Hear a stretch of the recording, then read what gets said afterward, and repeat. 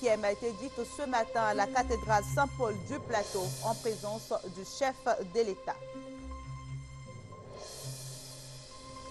Fin du procès des 4 soldats poursuivis pour l'assassinat d'un soldat de l'ONUCI pendant la crise post-électorale. Les condamnations vont de 12 mois à 15 ans d'emprisonnement ferme. La défense compte se pourvoir en cassation. Et puis ouverture en janvier du campus des universités de Côte d'Ivoire. Il comprend entre autres un centre médical, des restaurants, une grande piscine. 11 000 lits seront mis à la disposition des étudiants. Les prix restent inchangés. Mesdames et messieurs, bonjour. Bienvenue chez vous. Les obsèques officielles du nonce apostolique Monseigneur Ambrose Macta, décédé samedi dans un accident de la route, ont débuté hier. La Côte d'Ivoire a rendu un dernier hommage aujourd'hui à l'illustre disparu à la cathédrale Saint-Paul du Plateau. Le chef de l'État était présent à cette messe dite ce matin, comme je vous le disais. Et je rappelle qu'une veillée a eu lieu hier à la cathédrale Saint-Paul du Plateau. Plusieurs autorités ont pris part à cette veillée, notamment la première dame de Côte d'Ivoire. La dépouille mortelle sera transférée en Inde, terre natale du défunt, par vol spécial. Les enfants malades du cœur ont rendu hommage au nonce apostolique. La Fondation des maladies du cœur a organisé une cérémonie pour rendre hommage au nonce qui les a toujours soutenus. Une messe a été également dite au CHU de Treichville. Messe d'action de grâce pour le repos de l'âme du nonce apostolique Monseigneur Ambrose Macta à la chapelle Notre-Dame du Sacré-Cœur du CHU de Treichville. L'initiative des enfants malades du cœur de Côte d'Ivoire et de la Fondation des maladies du cœur vise à traduire leur reconnaissance à ce diplomate qui les a toujours soutenus par des prières et des dons. Ils ont donc demandé à Dieu de l'accueillir dans son royaume. Pour lui exprimer leur attachement, les enfants ont fait des dessins pour matérialiser la relation qui les liait. Cet arbre d'honneur est teint d'un peu de tristesse. Mais nous savons qu'il n'est pas loin de nous, qu'il pense à nous, parce qu'il nous l'a dit. Il nous a dit qu'il nous accompagnait, qu'il priait pour nous. Et nous savons que de loin, de là où il est auprès du Père, il prie pour nous, il prie pour ses enfants. Cette journée d'hommage aux doyens du corps diplomatique en Côte d'Ivoire a été aussi l'occasion pour la Fondation du Cœur de faire des dons aux enfants malades du cœur afin qu'ils passent les fêtes de fin d'année dans de bonnes conditions. Un conseil des ministres a eu lieu hier au palais présidentiel. Le bilan de la mission du chef de l'État à Paris sur le plan national de développement a été fait au cours de ce conseil des ministres. Le compte-rendu de Joram Kofi Abola. Premier véritable conseil des ministres du gouvernement Cablan-Duncan ce mercredi 12 décembre 2012, après la rencontre ayant consisté en la présentation des membres du gouvernement suite à la formation de la nouvelle équipe gouvernementale le 22 novembre dernier. L'un des sujets abordés au cours de ce conseil s'avère être les conclusions du groupe consultatif sur la Côte d'Ivoire. Conclusions qui, on ne le dira jamais assez, constituent une bonne nouvelle pour les Ivoiriens parce que confirmant le financement du plan national de développement. Nous attendions à cette réunion de Paris 2000 milliards à peu près.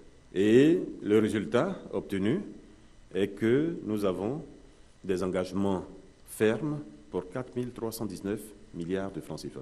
Plus de 2 fois ce qui était attendu. Ce qui dénote de la confiance que la communauté internationale place en notre pays, ce qui dénote de la confiance que la communauté internationale fait au chef de l'État, au président de la République, qui a porté par lui-même, par son image, ce grand projet et qui a permis donc qu'en une opération comme celle-là, nous financions pratiquement la totalité des besoins en investissement public de notre pays sur la période 2012-2015.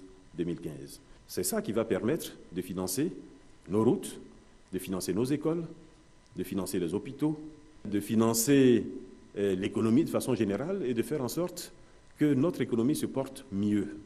Pour le porte-parole du gouvernement, Bruno Nabagné-Koné, il s'agit d'un plan ambitieux avec un objectif clair, celui de parvenir à transformer favorablement la vie des populations ivoiriennes à travers la réalisation de tous les projets de développement en Côte d'Ivoire, comme le veut le président de la République, Alassane Ouattara.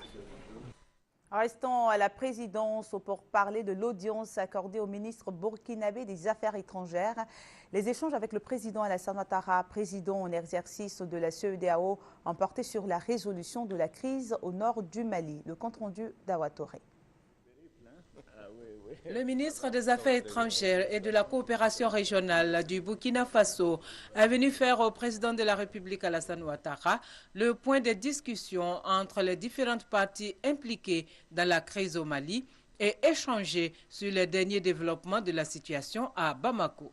Le président du Faso, médiateur de la CEDEAO, m'a demandé de venir faire au président Ouattara le point sur l'évolution de la médiation au Mali.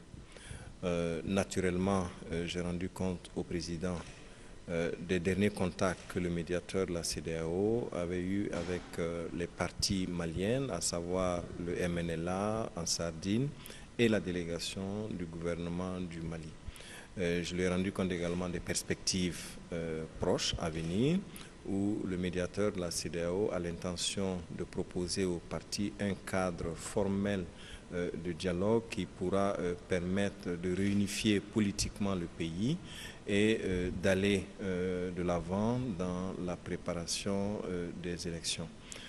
Nous avons aussi naturellement évoqué les derniers événements qui se sont produits à Bamako, où le Premier ministre Cheikh Modibo Diarra a dû démissionner, où le président Dioncouna Traoré a nommé Django Sissoko au poste de Premier ministre. Le président, évidemment, est très soucieux que les institutions à Bamako fonctionnent régulièrement et pleinement, et surtout qu'on puisse atteindre une certaine efficacité dans la gestion des dossiers, et en particulier dans les relations entre Bamako et la CEDEAO. Le Mali est dans l'attente d'un nouveau gouvernement. Le nouveau Premier ministre Django Sissoko travaille à la formation d'un gouvernement d'union nationale dont la tâche prioritaire sera de faciliter la reconquête du nord du Mali occupé par des islamistes armés. Et puis sachez également que les députés sont en plénière pour l'examen du budget 2013. Le projet de loi des finances a été présenté la semaine dernière par la ministre déléguée aux Finances, Nialé Kaba. Le ministre délégué à la Défense, Paul Kofi Kofi, et les populations de Bonoa se sont rencontrés. La situation sécuritaire de la zone était au centre des échanges. On en parle avec Abou Sanogo. À la mairie de Bonoa, où s'est tenue la rencontre, tous les intervenants ont relevé l'ampleur de la situation sécuritaire dans leur localité, devenue selon eux une véritable poudrière, eu égard aux découvertes récurrentes de caches d'armes et de munitions de guerre depuis la fin de la crise post-électorale.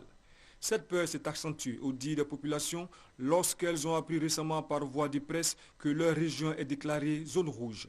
Cette notion qui, pour les habitants de Bonoa, les a amenés à ne dormir désormais que d'un œil, avait besoin d'être expliquée, et c'est ce qu'a fait le ministre en charge de la Défense, Paul Kofi Kofi. Le message était destiné à ceux qui profèrent des attaques, les agresseurs ou les saboteurs ou tout ce qu'on peut dire, tout alibi.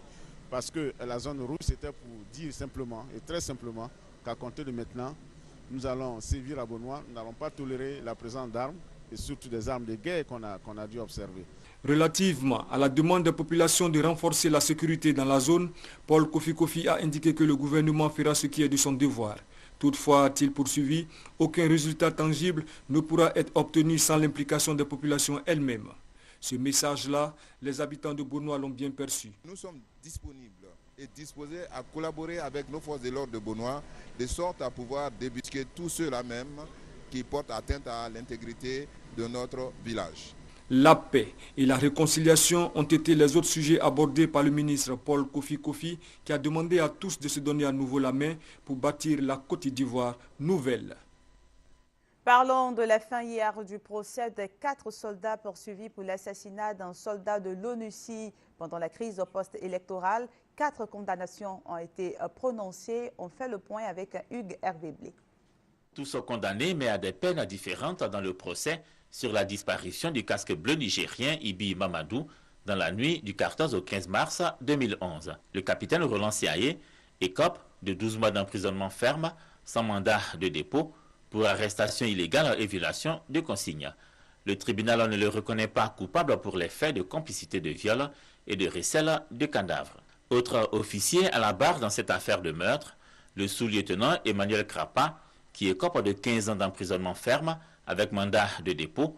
Le tribunal le reconnaît coupable d'arrestation illégale, de séquestration, de meurtre, de complicité, de viol et de recel de cadavres. 2 sous-officiers étaient eux aussi à la barre, reconnus coupables de meurtre et de recel de cadavres. Ils s'écopent chacun de 10 ans d'emprisonnement ferme avec mandat de dépôt. Avec le sous-lieutenant Emmanuel Crapa, ils resteront en prison. J'assistais le capitaine CIA. Je peux dire que partiellement je suis plutôt heureux, mais vous savez, il y a quand même une condamnation. Nous avons 5 jours pour nous pouvoir en cassation. Nous allons profiter de ce temps-là pour voir quelles sont les voies à choisir. Mais pour ce qui est du verdict, je pense que, vous savez, on a bien imaginé que les juges ont eu beaucoup de problèmes avec la complexité du dossier. Et je pense qu'ils ont pris la décision qu'ils ont estimée bonne. Nous, pour notre part, nous allons encore réexaminer et pendant les 5 jours, nous verrons s'il faut nous pourvoir en cassation. Nous allons avec les prévenus, donc condamnés, voir s'ils entendent se pourvoir en cassation. Je dis que c'est la décision du tribunal, nous allons l'apprécier. Le procès sur le meurtre du soldat de l'ONUCI est le deuxième relatif à la crise post-électorale. D'autres procès sont annoncés par le commissaire du gouvernement Ange Kessi. À partir de janvier se tiendra le procès relatif aux attaques d'Akwedo. Suivra le procès d'hommes tenus pour raquettes avant le procès de soldats des FRC, poursuivis eux pour exaction et autres délits sur les populations. La Cour pénale internationale a rejeté hier un appel introduit par les avocats de Laurent Gbagbo. La Cour affirme qu'elle est bel et bien compétente pour juger l'ancien président ivoirien. Les juges ont considéré que la déclaration signée par Bamba Mamadou, à l'époque ministre des Affaires étrangères, reconnaissait la compétence de la CPI pour une période indéterminée. Et je vous fais lecture maintenant de ce communiqué de la Commission électorale indépendante. Le président de la Commission électorale indépendante, CEI, rappelle aux candidats à l'élection partielle des députés à l'Assemblée nationale titulaires et suppléants que les dossiers de candidature seront reçus au siège de la CEI du 15 au 29 décembre 2012, sauf les dimanches et les 23, 24, 25 décembre 2012, de 9h à 17h sans interruption. Les circonscriptions électorales concernées sont numéro 42, Koumassi commune, numéro 86, Bangolo, Goyozaya, Kayen, Zarabon, Ezou, commune et sous-préfecture, numéro 102, Boguedia, Issia, Tapegia, commune et sous-préfecture, numéro 125, Chipo, Didiko, Nebo et Ogoudou, communes et sous-préfecture, Divo, sous-préfecture. Les formulaires de déclaration de candidature sont retirés au secrétariat général de la CEI, 6 au boulevard des Martyrs. On poursuit ce journal pour dire que dans le mois de janvier, le campus de l'université de Cocody va rouvrir ses portes. C'est le directeur général du Centre régional des œuvres universitaires d'Abidjan qui a donné cette information au cours d'une conférence de presse. Kader Soumaro a annoncé la mise à disposition par l'État de 11 000 lits. Le reportage de Gabriel Zani. Fermée pour travaux il y a 9 mois, la cité de l'université Félix Houphouët-Boigny de Cocody s'ouvre aux étudiants en janvier 2013. 38 000 lits sont disponibles avec des bâtiments complètement réhabilités et des chambres entièrement équipées. L'annonce a été faite par le directeur général du Centre régional des œuvres universitaires d'Abidjan, Kader Soumaoro. Il précise que le prix des chambres reste inchangé, 3 500 francs pour la chambre individuelle et 3 000 francs pour la chambre double. Les étudiants intéressés peuvent formuler leur demande à travers le site internet www.crouabidjan.ci et s'informer sur les conditions d'admission dans les cités universitaires. La date butoir pour le dépôt des dossiers étant prévue pour la fin de ce mois. Il faut être étudiant et régulièrement inscrit pour l'année en cours à l'université ou alors dans une grande école publique ou encore dans une grande école privée à condition que vous y ayez été orienté par l'État de Côte d'Ivoire. La priorité sera donnée aux plus jeunes. Il y a également les cas sociaux, les handicapés, les étudiants reconnus et en grande difficulté par le service social. Après l'ouverture du campus universitaire Félix Houphouët-Boigny, prévu pour janvier 2013, suivront dans 2 mois la cité Château d'Eau, connue sous le nom Cité Rouge de Cocody et celle de la Riviera 2. Kader Soumaoro a par ailleurs dénoncé l'effectif pléthorique du personnel du Centre régional des œuvres universitaires d'Abidjan, qu'à 155 au total. Il a annoncé la réduction de l'effectif et indiqué que les agents concernés ne seront pas licenciés, mais seront mis à la disposition de la fonction publique. Et parlons de ce don du doyen des planteurs du 108. Bleweyaka a offert 3 classes d'école primaire au village d'Étian dans la sous-préfecture d'Aboisseau. Les témoignages de Marie-Laure Goran. De nouvelles salles de classe à l'EPP Eyan dans la sous-préfecture d'Aboisseau. L'œuvre est du doyen des planteurs du 108, Bleweyaka. Les salles de classe offertes par le doyen des planteurs du 108 vont du CPE1 au CE1. Elles sont toutes équipées de bancs, de tableaux et bien d'autres manuels scolaires. Coût total de cette réalisation, 20 millions de francs CFA. Ces dons viennent à point nommé et vont permettre aux parents de ce village de scolariser leurs enfants sur place. Depuis un certain moment, nous ne bénéficions pas de salles de classe, ce qui fait que nous avons des échecs, des abandons. Le doyen Bleweyaka Georges nous fait une offrande de 3 salles de classe. En tout cas, nous en sommes très fiers, nous sommes très heureux. Avec ce nouveau cadre agréable, obligatoirement l'amélioration des conditions d'apprentissage, ça améliore automatiquement les résultats. À Bosso, nous avons besoin de beaucoup de personnes de ce type, un peu dans le genre de Bleweyaka, qui aiment sa région, qui aiment développer sa région. C'est pourquoi vous m'avez vu à ses côtés. Les personnalités présentes à la cérémonie ont invité les cadres d'Aboisseau à s'unir autour du doyen des planteurs du 108 pour concrétiser la volonté du chef de l'État, participer donc à la reconstruction de la Côte d'Ivoire. Pour Bleweyaka, c'est un geste à renouveler afin de favoriser l'accès de l'école à tous. La RTI se prépare à faire face à la concurrence. Un séminaire s'ouvre ce matin à Grand-Bassam sur le recadrage de la RTI. Les responsables de la Maison Bleue seront à Bassam pendant 2 jours pour réfléchir sur l'amélioration des programmes de la RTI. Et puis l'heure est à la réforme à la MUGEFSI, la mutuelle générale des fonctionnaires et agents de l'État de Côte d'Ivoire. Les responsables de la mutuelle seront en fin de semaine à Yamoussoukro en vue de plusieurs réformes dans les textes de la mutuelle. Le président du comité de gestion de la MUGEFSI, Bamba Karim, était face aux journalistes pour parler des enjeux de la rencontre. Le reportage de Doa Delazer. Le comité de gestion de la mutuelle générale des fonctionnaires et agents de l'État de Côte d'Ivoire, MUGEFSI, va réfléchir sur les perspectives de la mutuelle pour les années à venir. Le cadre choisi est la ville de Yamoussoukro. Selon le président du comité de gestion, Bamba Karim, cette assise sera l'occasion pour les mutualistes de faire des propositions concrètes pour le bon fonctionnement de la mutuelle. Dans le cadre de la relecture des textes, le comité de gestion a fait des propositions quant au nouveau mode de représentation des mutualistes dans les nouveaux organes dirigeants. Le but de l'atelier de Yamoussoukro, c'est d'échanger avec les fonctionnaires sur cette question, recueillir leurs avis et observations, et nous disons, toute contribution constructive pertinente sera recevable. Le comité de gestion est en train de tout mettre en œuvre pour que très rapidement la MUGEFSI leur soit restituée. Mais que la MUGEFSI leur soit restituée naturellement dans de très bonnes conditions.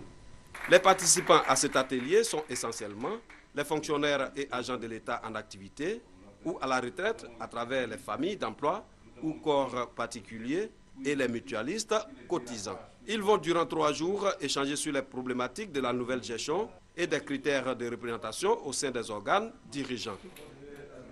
Un autre point de presse, celui de l'Association nationale des organisations professionnelles de Côte d'Ivoire et le réseau des organisations paysannes et des producteurs agricoles de l'Afrique de l'Ouest. Ce point de presse a porté sur le tarif extérieur commun, les précisions d'Hugues Hervé Blé. Un tarif extérieur commun, TEC, qui protège de manière appropriée les productions locales comme celle du riz, permettant ainsi d'assurer leur développement. C'est ce que veut le réseau des organisations paysannes et des producteurs agricoles de l'Afrique de l'Ouest, ROPA, et l'Association nationale des organisations professionnelles agricoles de Côte d'Ivoire, ANOPACI. Les deux organisations paysannes qui expriment leurs inquiétudes soulignent la nécessité de prendre des mesures de sauvegarde spéciales pour la sécurisation de la production nationale, voire régionale. Si le taux est trop faible, le marché sera aura le regard vers ce qui vient de l'extérieur, qui viendra forcément parce que là-bas ils font des grandes quantités. À 10%, si ça rentre à 10%, ce ne sera pas grand-chose sur le marché. Mais en même temps, on détruit, on empêche les productions locales de se développer. Notre souhait, notre demande, c'est que les taux soient relevés. Comme au Kenya, 60%.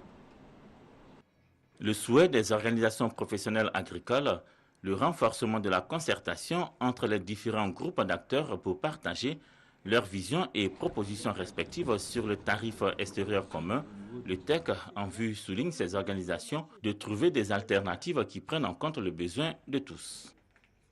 Un peu, le gouvernement veut doubler la production d'EVA à l'horizon 2020.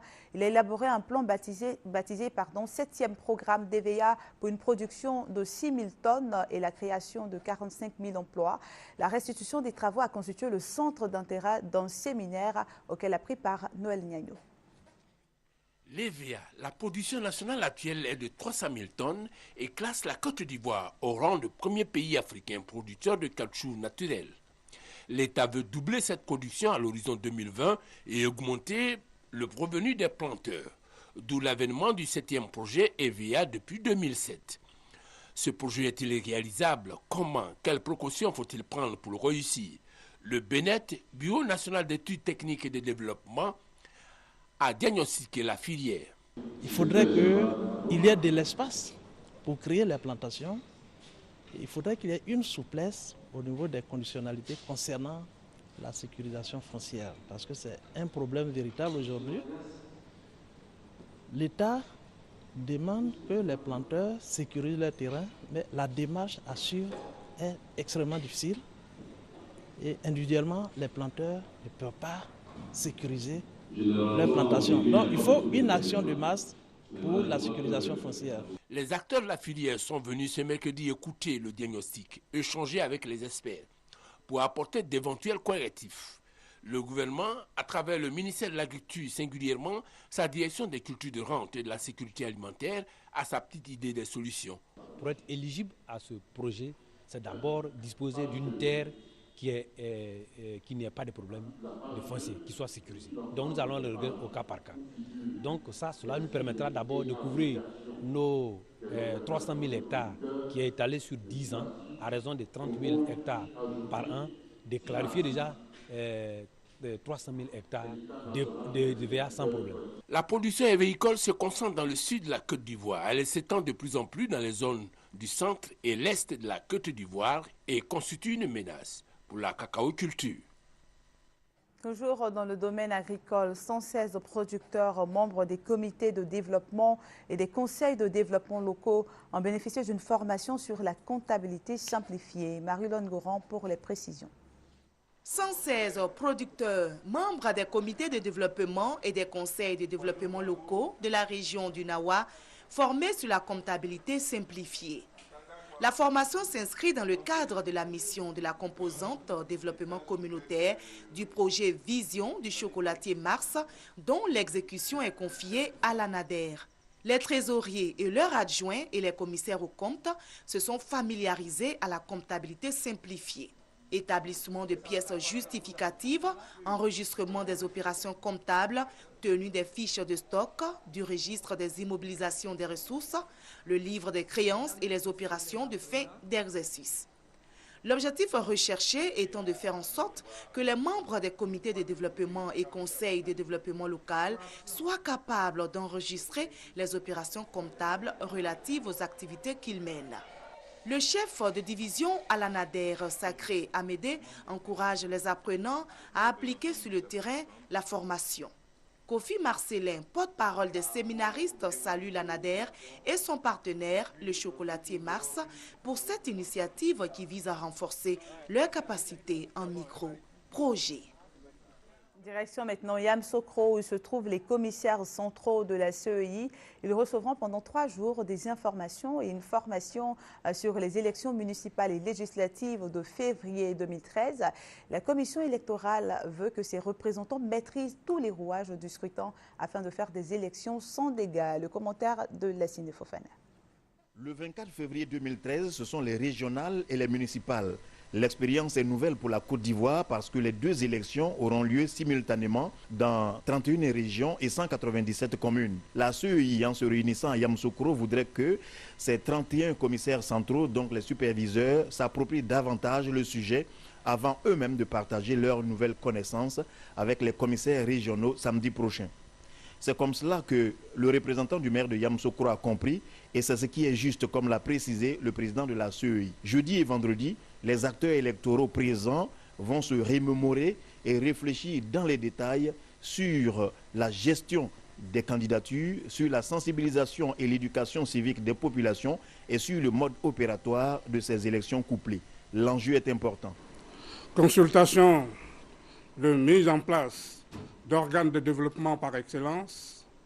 Ces élections permettront à notre pays de promouvoir et de consolider la nouvelle ère de normalisation et de stabilité sociopolitique enclenchée après la mise en place en 2012 du Parlement et aussi de doter le gouvernement de relais pour accélérer le processus de réconciliation engagé par la nation. Les travaux en atelier ont commencé tout de suite après l'ouverture officielle des assises. On attend déjà que les échanges aboutissent à une meilleure compréhension de l'organisation des flux humains et du matériel dans les bureaux de vote le 24 février de 7h à 17h. C'est aujourd'hui qu'aura lieu le lancement du Grand Buffet d'Abidjan, la foire gastronomique internationale organisée par Côte d'Ivoire Tourisme afin de relancer la destination en Côte d'Ivoire. Plus de 50 maquis seront installés et environ 5000 personnes sont attendues au Grand Buffet d'Abidjan qui va durer 4 jours. Selon le directeur de Côte d'Ivoire Tourisme, toutes les dispositions ont été prises pour la réussite de l'événement. Et vous êtes invités, bien évidemment. Les retraités ont désormais une maison à Boisflé. Coût de l'investissement, 30 millions de francs CFA. Cette maison permettra aux retraités de s'occuper sainement. Elle a été inaugurée en présence du ministre des Affaires étrangères, Charles Kofi Dibi. Le commentaire de Thérèse Dioboué.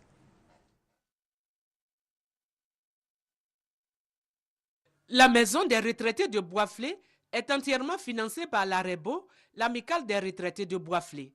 Elle est bâtie sur une superficie de 600 mètres carrés et possède une salle de réunion, une salle d'attente, 3 bureaux, une buvette, 2 chambres de passage, un magasin et des toilettes. Cette maison, selon Kona Dibi, président de l'AREBO, traduit le désir des retraités de vivre dignement dans un environnement propice au repos, à la détente et à la réflexion au bout d'une carrière éprouvante et riche. Présent à cette cérémonie, le préfet de Boisflé, Bamené Adrien, a salué les retraités pour la création de l'AREBO, qui est une façon de se mettre ensemble afin de prendre en charge leur destinée et de se réaliser. Selon lui, cette maison est une preuve qu'avec la volonté et la détermination et sans ressources importantes, l'on peut réaliser de grandes choses. Le ministre d'État, ministre des Affaires étrangères, Charles Kofi Dibi, s'est félicité d'être associé à cette inauguration de la maison qui est inédite dans la région. La construction de cette maison est, selon lui, partie d'une vision commune des retraités qui a été déclinée en action pour être enfin réalisée. Créée en mars 1995, l'amicale des retraités de Boisflé œuvre pour le bien-être des retraités du département. L'AREBO a pour objectif de favoriser l'esprit d'amitié, de fraternité et de solidarité, de promouvoir l'entraide entre ses membres et d'affirmer l'ensemble des retraités du département comme un corps social dynamique à tout point de vue. C'est à Boisflé qu'on se dit au revoir. Merci d'avoir suivi ce journal. À bientôt.